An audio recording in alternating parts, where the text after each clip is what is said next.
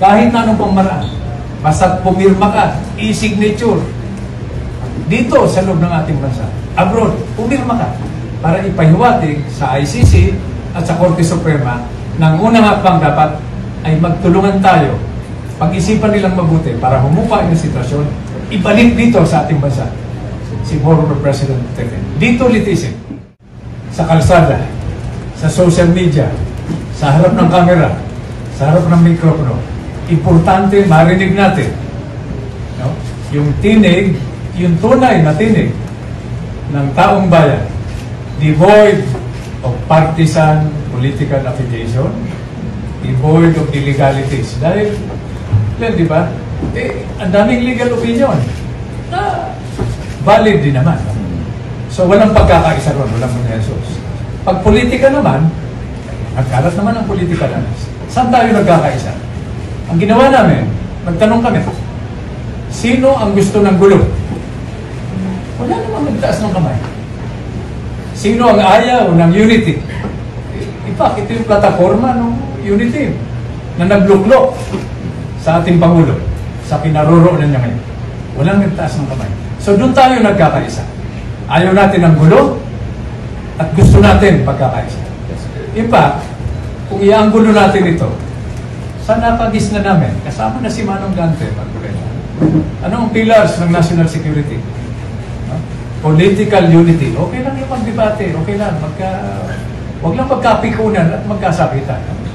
Social cohesion. Nagkakaisa tayo na hindi ito pro or anti. No? Ito ay pro-Filipino. This is a pro-Filipino effort na hindi natin naririnig sa national conversation. Kung maalala mo, Glenn, higit na 1 taon na nakakalipas, meron tayo mungkahi as a private citizen na bago sumama ang sitwasyon. Pwede ba yung ating Pangulo nakaupo, nasa pwesto, at yung mga buhay pang dating Pangulo, kasama na si President Duterte, si President GMA, si President Era, magkulong sa kwarto, walang media, walang mic, walang camera. Pag-usapan nila, no, kung ano ang gagawin para mabuo yung sambayanan. Kung medyo nakinig sila nun, wala sana itong sitwasyon natin. Ba't lagpasan tayo rin sa sisihan? Ang question is, ano gagawin natin? Okay, mabuti na itanong yan. Hindi na ito issue tungkol kay former President Duterte. Issue na ito ng bayan, ng sambayan ng Pilipinas. Kaya kami ngayon nandito. So, balik tayo dun sa katanungan mo. Kahit na anong pamaraan, basta pumirma ka, e-signature, dito sa loob ng ating bansa, abroad, pumirma ka para ipahiwatig sa ICC at sa Korte Suprema ng unang hakbang dapat ay magtulungan tayo, pag-isipan nilang mabuti para humupa yung sitwasyon, ibalik dito sa ating bansa si former President Duterte. Dito litisin. Dahil buhay naman yung mga korte natin, malakas, gumagana. So, Senator, ano to? Parang noise lang, ingay lang po ito, magkakaroon ng signature drive. Paano po ito ipapaabot talaga sa ICC ng formal? Hindi kami ang sasagot dyan. Sasagot dyan yung taong bayan. Kung sa tingin niya, ingay lang ito, di ingay lang. Ayun, may isa pang posibilidad. Kung ayaw makinig, di okay lang. Kung makinig, di thank you. Pero kung makinig, ibig sabihin, may sentimento, may nagaganap, may nangyayari sa isip at higit sa lahat, sa puso, hindi lamang ng mga Pilipino. Nanonood yung buong mundo. Ganito ba tayo mga Pilipino? In fact, no, pasensya ko na sa habang ng sagot ko. No? Yung mga pangyayari, ito nakaraang 2 linggo, sa aking pananaw, hindi ko na makilala yung Pilipino eh. Tayo mga Pilipino, mapagdigay, madaling kausap, maawain, madaling aregluhin. Huwag mo lang tayo pikon. To find out if there is an avenue for working together, crossing partisan political lines, para pag-usapan ito. Ayaw namin i-ampla yung posisyon namin sa isang sektor lang, isang grupo lang. Ano na? Kasi kung gano'n ang sinabi ng tagapagsalita ng Pangulo, parang inaamin niya, hindi niya pa nabasa yung rules of procedure ng ICC. Kasi itong ginawa namin ngayon, kung babasahin mo yung procedure, independent ito sa gagawin ng mga abogado ng dating Pangulo. dahil ito'y nakalagay sa kanila mismong patakaran. No? Pwede tayong magpaabot ng saloobin ng isang NGO patungkol kung sino yung gusto nating bigyan ng suporta by way of a lobby, kagaya nito. At hindi ko nga maintindihan ba't kailangan mag-over sa ng advice na yun. Dapat siguro ang nakuha natin mula sa kanila, bakit hindi man lang lumitaw nung arestuhin ng dating Pangulo? Samantalang sinasabi nila na ginawa yung pag-aaresto in compliance with the obligation under the Interpol. Kaya lang hindi nyo napansin na hindi man lang nag-figure out kung sino yung representative ng Interpol. Di ba napakalaki ng importansya ng Interpol sapagkat doon pala nakasalig yung pagkaka-aresto sa Pangulo. Dapat lumitaw sana bago inaresto yung Pangulong Duterte, malinaw sana na yung physical copy ng warrant of arrest pinresenta eh. Hindi malinaw yung ganun eh. Parang nauna yung pag-aaresto kaysa sa presentation or serving ng warrant of arrest. Malinaw yun eh. Nakikita ko kasi binabasa lang ng General Torre mula dun sa kanyang cellphone. Parang wala yung warrant of arrest eh. So dapat sana yung representative ng Interpol maliwanag nandun sana sana'y nagpapaliwanag hindi si General Torre. Hindi yung tagapagsalita ng PNP. Hindi nyo ba naitanong bakit yung pati yung nagbasa ng Miranda rights, bakit si General Torre? Bakit wala man lang, okay lang siguro siyang magbasa, ngunit nandun sana sa tabi niya yung representative ng Interpol. Palagi niyan sinasabi, PCTC ng PCTC. Ngunit hindi man lang nila pinalitaw. Nasaan yung executive ng PCTC? Sa pagkakaalam ko, ito yung counterpart, local counterpart ng Interpol sa ating bansa. Hindi man lang ninyo tinanong sa kanila, nasaan po yung Interpol? Bakit po si Torre na lang ang salita ng salita at saka yung PNP? Samantalang inamin po nila, dinig na dinig ko, na kaya lang sila nandun, sabi daw ng Interpol, nag-request sila ng police and security assistance.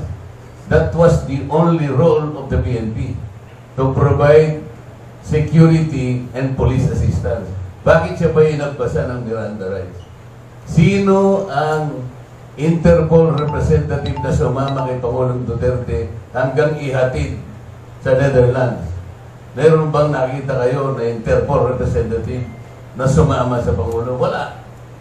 Ito yung sinasabi namin na dapat sana ay na-determine nating lahat kung siya ay inilagak muna sa isang competent judicial authority bago ginawa lahat ang dapat nilang gawin. Eh wala nang pinagdaanan na ganito, kaya nga questionable eh. Ito po yung posisyon na gusto naming iparating sa pamagitan ng isang NGO na amin po ino-organize ngayon, sapagkat ito naman ay sang-ayon din sa patakaran ng ICC. Pinapayagan naman po ang ganitong mga undertakings, ang ganitong initiative para maiparating sa kanila yung saloobin ng isang grupo o mamamayan o NGO. Kaya nga amicus curiae po eh. Sang-ayon po doon sa section 103 ng kanilang rules of procedure. Hindi po illegal ang ginagawa natin. Sang-ayon, minabuti namin na isang-ayon lahat ang gagawin namin. Sang-ayon sa patakaran at provision ng ICC. Hindi pa po namin kino-question yung jurisdiction dito. Iba pong usapan yun. Sa palagay namin, ito yung pivotal issue na gagawin naman po ng mga legal counsels po ng ating Pangulo. Tungkol naman po doon sa kagustuhan naming mauwi sa kagad dito, sapagkat ang kanya pong kalusugan naman, alam naman natin. Pinapayagan din po kasi ng patakaran o provision ng ICC yung interim release pending trial.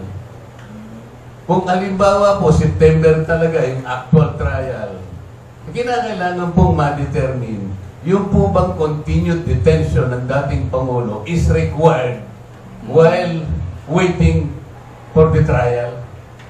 Yun po ay necessarily gagawin ngayon ng ICC pagka nagkaroon po ng petition, re-reviewin po nila yung ginawa ng prosecutor na mga conditions na inihain niya nung siya humingi ng warrant of arrest. Baka po yung kondisyon na ibinigay niya ay hindi na po obtaining.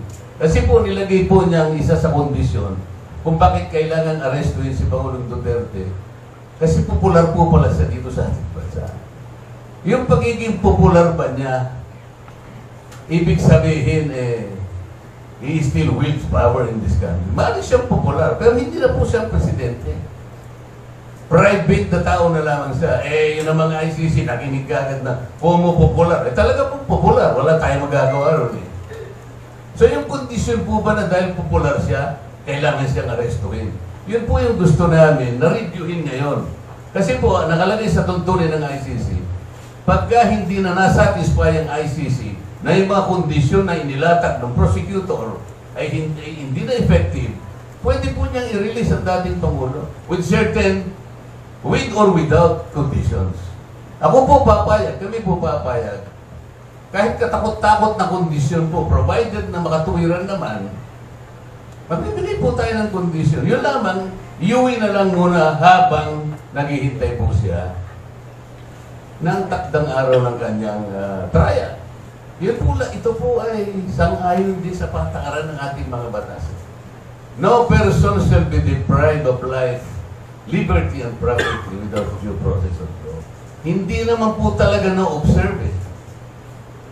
Lahat po tayo alam natin na meron na pong naunang warrant of arrest na inisyo ang ICC na ipinadaan din sa Interpol sa presidente ng Russia, Vladimir Putin. Meron na rin pong naunang warrant of arrest na inisyo at ipinarte rin sa Interpol sa presidente ng Israel, Benjamin Netanyahu. Bakit po itong dalawang leader na ito, sa kabila ng ito po ay meron ng red notice sa Interpol, nauna pong na-issue ng warrant of arrest, bakit hindi po na-arrest? Dahil wala pong isang mamamayan ng Russia o ng Israel ang nakipagsabuatan sa ISIS. Yun po ang aking opinion. Maaari pong mali ako, maaari akong tama. Sapagkat kung mayroong isang Russian o mayroong isang Israeli na nakipagsabuatan, nahuli na po siguro nauna itong dalawang leader. Kung tutuusin po, kung tutuusin, ano po ba yung isang elemento ng crime against humanity? Yung atake po na gagawin, widespread and systematic attack directed to a civilian population. Eh, yung missile po ng Russia at saka missile ng Israel, ganun po. Wala pong kinikilin, wala pong sinisino kung sinong tatamaan yan. Yun ang systematic and widespread attack to a civilian population. Ang Pangulo Duterte po pala. Hindi po, direkta lang po doon sa mga kalaban po ng katahimikan ng ating bansa. Yung sumisira sa buhay ng isang tao, yung sumisira sa pamilya, yung sumisira sa lipunan, yung droga po. Yun ang dinirekta niya sapagkat pananagutang sinupin at depensahan ang kapakanan ng mamamayan. It is a legitimate government operation. Wala pong miskin na ginamit si Pangulong Duterte. Direkta po, tinutokhang nga po eh. Hindi po widespread. Hindi po tinutok-tok na gano'n. Magbagong buhay kayo. Nagbalik loob kayo sa... Binigyan po lahat ng pagkakataon. Mari pong merong collateral damage. Talaga pong gano'n eh. Lalaban talaga yung mga yan eh. Mga kriminal yan eh. Papayag po ba tayo? Kahit na po meron pong imperfections ang ating batas, sir. Wala pong perfecto pong sistema sa mundo ito. Ngunit huwag tayong papayag na mauna pang humatol ang isang hukuman na hindi natin naiintindihan kung ano ang kanilang para.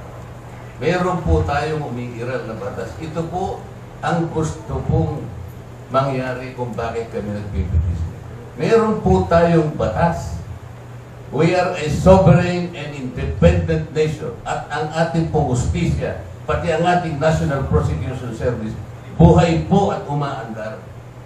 Dapat sana dito muna pinadaan. Eh kaso po, wala. Alam naman po ninyo, ni isang asunto, ni isang kaso, wala pong inihain laban sa ating Pangulo. Pagkatapos po, iba pong hukuman, isang panyagang hukuman, ang bigla na lang kukuha sa kanya. Sa paraan na sapilitan. At wala tayong kibo, ganun po ba? Ano po ba ang muka? Anong muka ang iaharap natin sa mga ibang bansa? Pag ganito po tayo. Ito po yung sentimiento, ito po yung binabanggit namin ngayon. Kinalimutan na po namin ang pagiging kandidato ngayon. Ang importante po, yung kapakanan nating lahat ngayon, yung identity natin bilang isang Pilipino, ganito na lamang po ba tayo? Tsaka na po natin pag-isipan yung hindi naman po namin alam mangyayari ito bago tayo matapos ng eleksyon. Malay po natin mangyayari sa buhay natin ito. Pasensya na po kayo kung may emotional po, pero ito po talaga gusto namin ipaalam sa ICC. Eh kung meron lang kaming accreditation ni Senador Munasa, kaming dalawa na po ang tatayo doon. O basta ko Manila petition yung ano natin. Sir, thank you naman.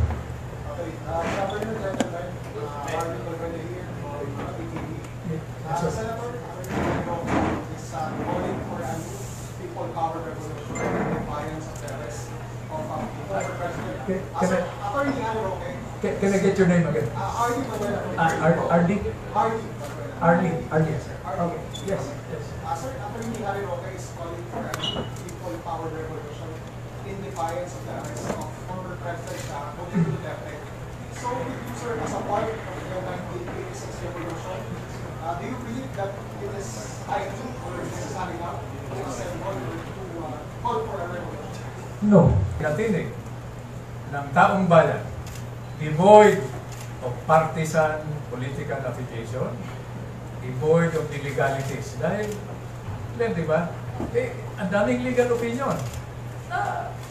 Valid din naman. So, walang pagkakaisa ron, walang konsensus. Pag politika naman, ang kalat naman ang politika natin. Saan tayo nagkakaisa?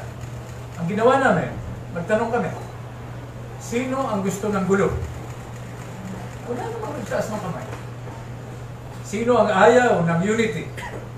In fact, ito yung plataforma ng unity na nagluklok sa ating Pangulo, sa pinaroroonan niya ngayon. Walang nagtaas ng kamay. So doon tayo nagkakaisa. Ayaw natin ng gulo at gusto natin pagkakaisa. In fact, kung ianggulo natin ito, sa nakagis na namin, kasama na si Manong Dante, ano ang pillars ng national security? No? Political unity. Okay lang yung magdebate, okay lang. Huwag lang magkapikunan at magkasakitan. Social cohesion. Nagkakaisa tayo na hindi ito pro or anti. No?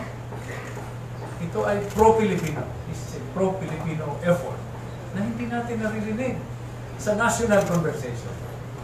Kung maalala mo, Glenn, higit na 1 taon na nakakalipas, meron tayong mungkahi as a private citizen na bago sumama ang sitwasyon, pwede ba yung ating Pangulo nakaupo, nasa pwesto, at yung mga buhay pang dating Pangulo, kasama na si President Duterte, si President GMA, si President Era, magkulong sa kwarto, walang media, walang mic, walang camera. Pag-usapan nila, no, kung ano ang gagawin para mabuo yung sambayanan. Kung medyo nakinig sila noon, wala sana itong sitwasyon natin. Ba't nagpas na tayo rin sa sisihan? No? Ang question is, ano gagawin natin?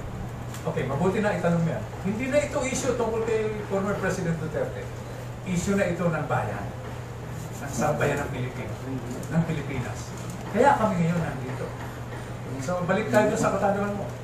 Kahit na anong pamara, basta pumirma ka, e-signature, dito sa loob ng ating bansa, abroad, pumirma ka para ipahiwatig sa ICC at sa Korte Suprema na ang unang hakbang dapat ay magtulungan tayo, pag-isipan nilang mabuti para humupa yung sitwasyon, ibalik dito sa ating bansa si former President Duterte. Dito litisin. Dahil buhay naman yung mga korte natin, malakas, gumagana.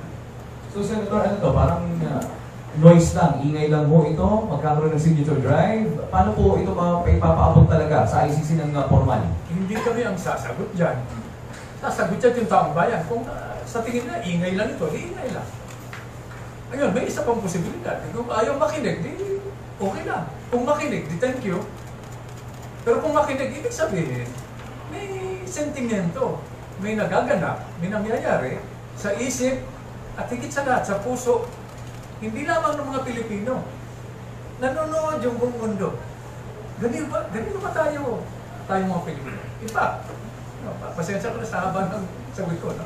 Yung mga pangyayari, ito nakarang 2 linggo, sa aking pananaw, hindi ko na makilala yung Pilipino eh.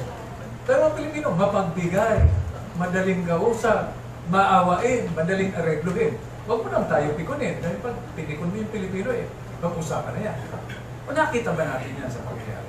Sa harap ng pamilya, sa harap ng anak, sa harap ng legal counsel, sa harap ng nurse. Ugaling Pilipino ba yan? Di ba? Push the envelope. Di ba? Yung mga rebelde nating kapatid na lumabas sa sistema, magbabarilan. Pagkatapos ng barilan, ng armadong tunggalian, ano mo ginagawa ng bawat isa, whether government troops o rebelde? Hinahanap yung battlefield dun sa mga nasugatan na pwede bang dalhin sa ospital. Ganon tayo Pilipino. Walang kultura na ganon. Sa ibang bansa, hahanapin nyo para tudasin na. Gastos pa sa ospital. Sinasabi ko lang ito. Dahil ito talaga ang issue ngayon. Makikinig kung email, walang problema. Pero kung makinig, unang hapon. Sir Program Jimmy, in addition to the previous question, actually, Senator, marami rin na nagtatanong, like, how are you going to the office? Yes, we understand, may makikinig kasi ang dami na yung mga demonstrations na ginagawa, pero like, how are we going to bring this to the attention of the ICC or the Supreme Court? Ito ba, meron tayong, like, literally, signature campaign, we will collect all the signatures, we will file a formal petition, then we'll send it to ICC and Supreme Court? Marisol, all of the above. Pupunta kami sa Liwasang Bonifacio, maglalagay kami ng test law. Yung interesado, pumirma kayo. Online, firma. Doon sa Netherlands, firma. Sa London, firma. Sa US, firma. Pumirma kayo. Tumaya kayo. Hindi pwede. Problema kasi yung mga nag-advocate ng gulo, ito yung may ticket na pag nagkagulo, aalis. Di ba? Kaya magkukulong sa bahay. Pagkatapos ng gulo, lalabas at kakampi dun sa nanalo. Hindi ugaling Pilipino yan. So anything, lahat, online, desk. Pero kailangan, munuin natin ito. Di ba? Hindi pwedeng kayo-kayo lang o tayo lang. Magiging instrumento kayo sa media para ipaabot itong effort nito. Sir, I don't want to sound pessimistic, pero sa tingin niyo po, may bearing ito sa ICC sa Supreme Court. Sakaling, yung parang overwhelming ang gamot, should you collate a lot of signatures, meron pa kayong target na numbers, na ilang firma po ang dapat, bago yung file ibigay na po yung application. Marisol, ewan ko sa aking pag-alam, ilang personalidad na ang pumailalim sa jurisdiction ng ICC na nagkaroon ng ganitong groundswell of support nationally or globally. Ano ang ibig sabihin niya? Itong mga personalidad, hindi ko alam baka meron. Diba? Ang pagkaalam ko si former President Duterte, pero pro may antay, pero maingay, di ba? Nag-iiyakan, di ba? Nakakita na ba tayo ng ganitong sitwasyon? Kung sa mga pinagbintangan ng crimes against humanity, violations of human rights, sa aking pagkaalam, wala. Wala.